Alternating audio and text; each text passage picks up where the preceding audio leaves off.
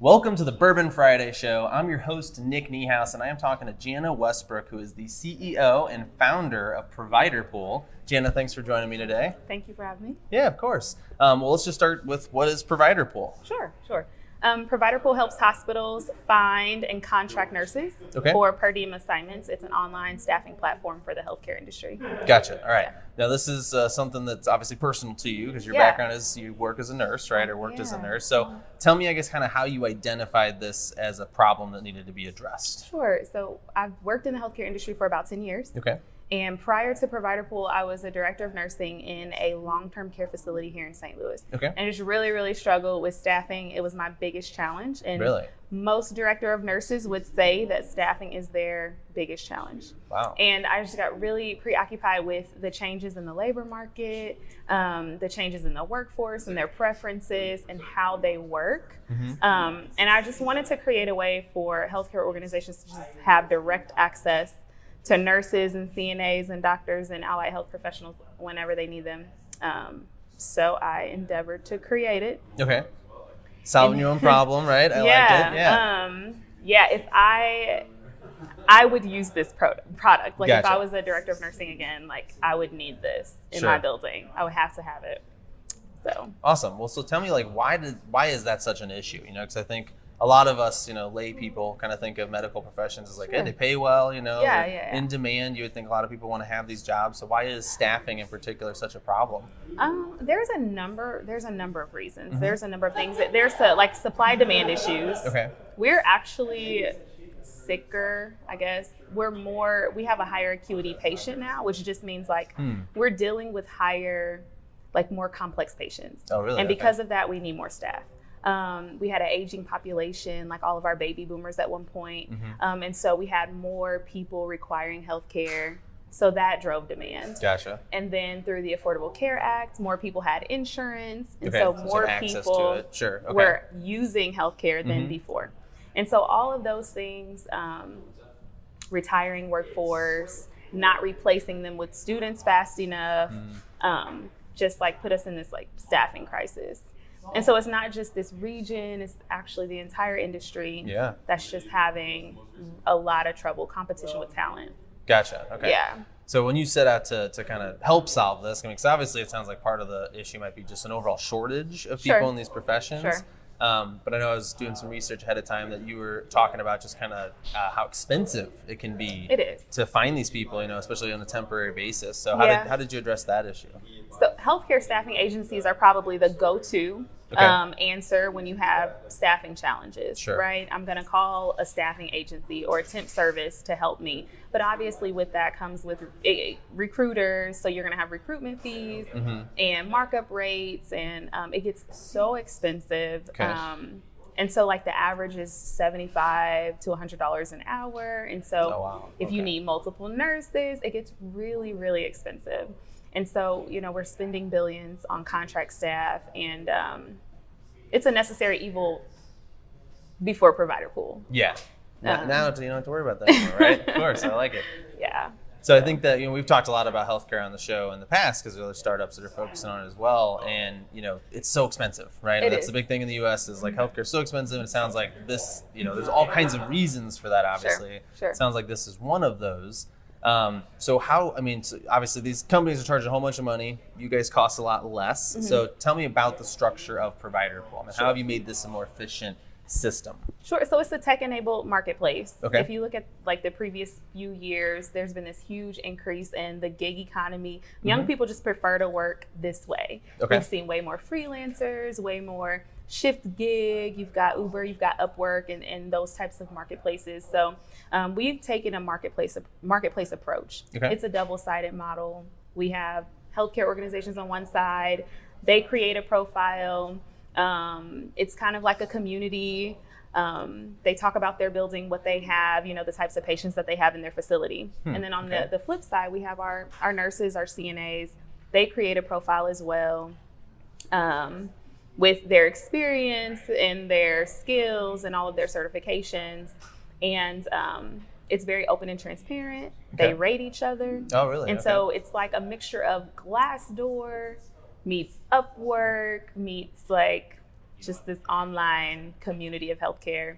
And so whatever the hospital needs, if they need a nurse next weekend from 7A to 7P, and they're willing to pay $500 for the shift, any nurse and provider pool, they can just apply. Oh, we'll really? either automatically fill it with preferences and automation, or the hospital can just select the person that they want. Wow, that sounds really simple. At the price that they set. Really? So we don't charge, we don't set the price, or anything like that. We collect a commission from each shift. Okay. But the healthcare professional or the facility sets the price. So they love that. Yeah. Yeah, that's awesome.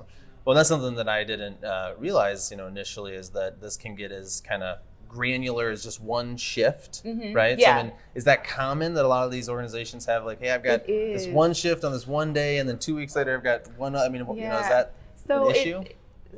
So a lot of people outside of healthcare don't realize that. Yeah, sure. Many nurses either work as needed at multiple facilities, and that's their schedule, or they might work full-time somewhere and just part-time somewhere else. That is extremely common. Gotcha. And so because you have these supply-demand issues, you have high turnover rates, you have high call-in rates, there's always a shift vacancy.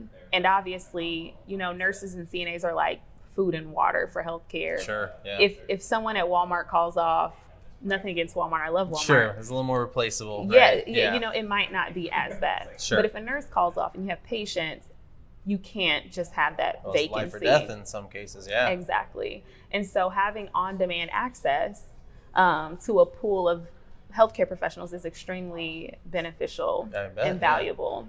That's awesome.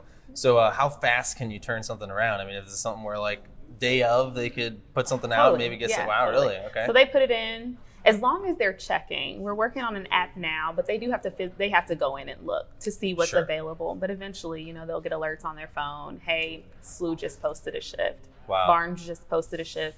And you can just, pick it up. As long as you have the right qualifications and credentials. Yeah, if you're qualified, just kind of pop in and pick up a shift whenever you need it, huh? Very cool. Well, so tell me about some of the feedback you're getting from the medical professionals. I mean, obviously they were getting used to this kind of thing where they're working multiple places. Yeah. What are they saying about working through Provider Pool? Well, they love it. Okay. And I'm not just saying that, but they really do. Only because it's so flexible. If I could just get on my phone and say, here's a shift for 500 tomorrow, I'm just going to work it. Yeah, that's Or awesome. Here's something next weekend. I'm taking a trip soon. I might, I want a new pair of shoes. So they love it for that. The same, like if say you're a mom or you have a business or, you're still in school and you need that flexibility, it works perfect. That's awesome. Versus, having a set schedule that's mandatory to work every other weekend or whatever the case may be. So they love the flexibility. They love to choose how much they're getting paid. Yeah. So do you guys obviously get more competition for the higher paying opportunities you see? Exactly. Or? Yeah.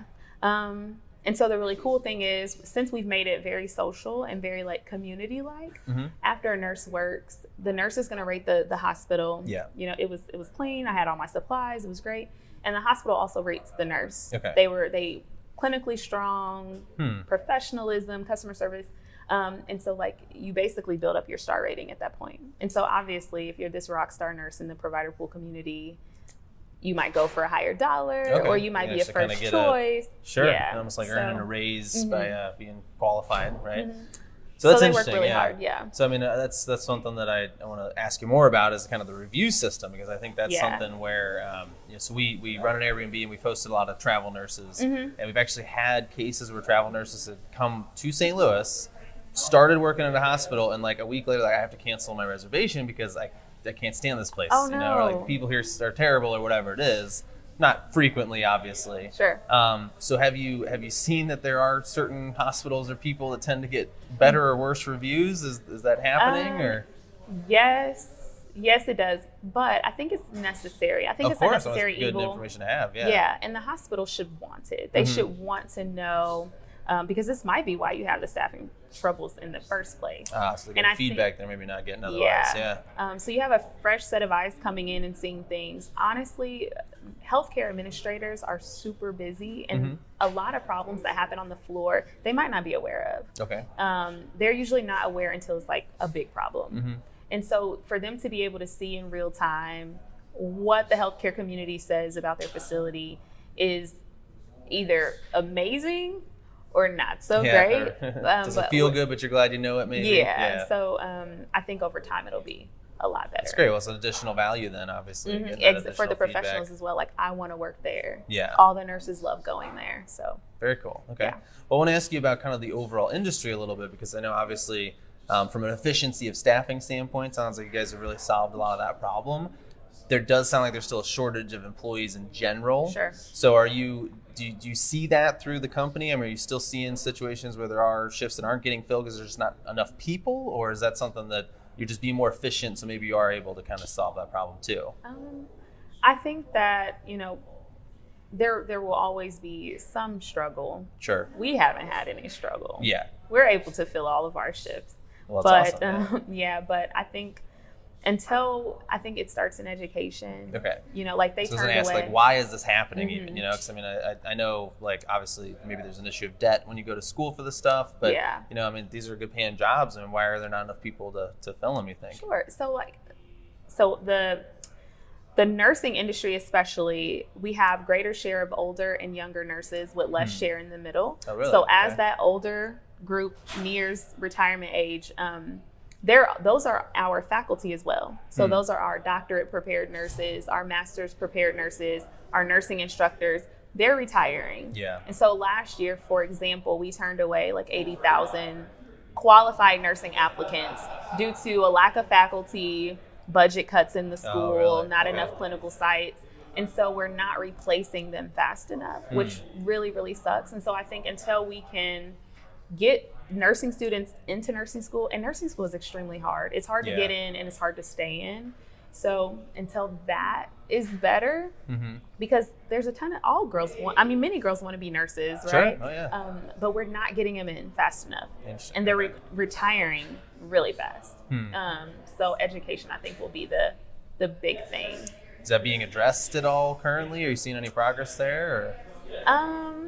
Not really. No. A ton of nursing schools closed. Like, if you remember, all the smaller schools here closed, like Stanford Brown, ITT Tech, all of those closed. Those were they had nursing programs. Oh, really? Okay. So a lot of nursing schools are closing, losing funding, retiring faculty, obviously. But I have not seen an overall huge initiative to help with nursing education. Yeah. I think that would be huge. Okay. But I don't see it right now. Hopefully. Because when I am 60, 70, 80 and need care, God forbid, but I would want to know that there's enough people in this hospital. Nurses around to help you, Yeah. Or when you go to the ER and you sit for 6 hours, 8 hours, right, hopefully there's enough people there. Yeah. But not right now. We'll cross our fingers in the meantime, right? Yeah. Well, obviously, for the people that are watching out there, the important thing to learn is how they can sign up. So maybe for both sides of it. So if you got a facility that needs your help, or some of the people in the medical fields that want to participate, how should they do it? Sure. So providerpool.co is the website, co.co. If you're a healthcare professional, you simply register. Once you've registered, we'll start your background check and credentialing process, and you'll upload some documents, and then it's up to you to do a rock solid job in the facility and just make a great name for you or a great name for yourself in the healthcare community. Okay. If you're a facility or if you're a healthcare administrator of a hospital or a nursing home or anywhere that needs healthcare professionals, same thing. Contact form on the website, providerpool.co, and we'll get back probably the same day, I'm sure.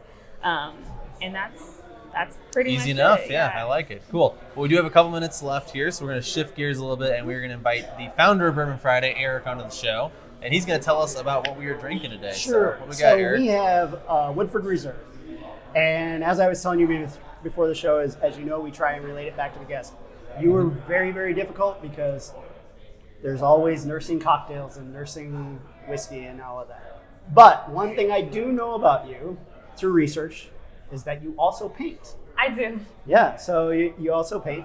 And one of the things Woodford does each year for Derby is they commission a piece of art for the bottle to be displayed on the bottle. And the artist, and this is this year's, I couldn't actually get the bottle because, of course, they're all sold out. Yeah. And so this is this year's. And the artist's name is Kevin Anderson. He actually works for Brown-Forman, which is the company that produces Woodford Reserve. And he, one day, just walked up to the senior VP and said, one day my paintings are going to be on that model. Oh, wow. And the SVP said, well, send me your stuff. Send it to him, and the rest is history. This is actually the second year he's done this. He's the first African-American to have his painting on the bottle. That's awesome. So it's really awesome. Yeah. So it changes, or it's the same painting? No, it's a different painting every single year. Oh, wow. And he made the comment last year, he's like, somebody's going to have to work real hard to beat this one. Mm-hmm. He had to beat it. So. Wow, that's awesome. That's amazing. All right. Well, we got a minute or two left, Eric. What do we got in terms of events coming up this week? There's not a ton going on next week, but on Monday, don't forget the Balsa Grants applications are due. This is for first-time entrepreneurs here in St. Louis, really wanting to grow in their early stage business here. And I think that's $1,000, and then they give you $20,000 in in-kind services. So it's a really good program. On Thursday, there's the Fashion Anarchy event at St. Louis Fashion Fund. This is the second in a series of events. This is with Brainchild Events and the St. Louis Fashion Fund. It's a 48-hour design competition, and they're creating one look telling the story of Washington Ave Garment District present. Now they've done past, and they'll do future, and then I think they have the end competition. And then Thursday also, of course, we have Venture Cafe. They haven't updated the full calendar yet, so I didn't have any highlights this week. Sorry about that. Also on Thursday here at Kovo, specifically at Trust, they're going to do their new menu release. They're going to be they're doing punch bowls now, or we'll start doing punch bowls, and you'll be able to try those out. And the bartenders here are great, and we love being here and having our after party there every week. Then Friday, we're back here at Kovo for another great Bourbon Friday. We have Chris Ho. He's awesome. He is awesome with drug design methodologies.